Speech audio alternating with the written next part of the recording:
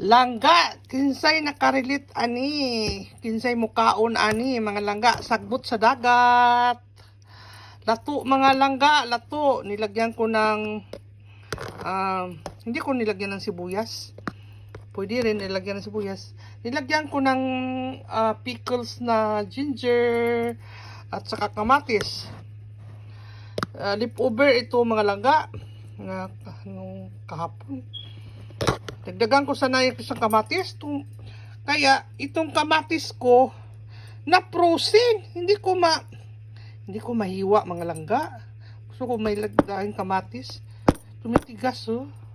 Iwan ko ba doon kung nanilagay sa kasama yung iba na nilagyan ko ng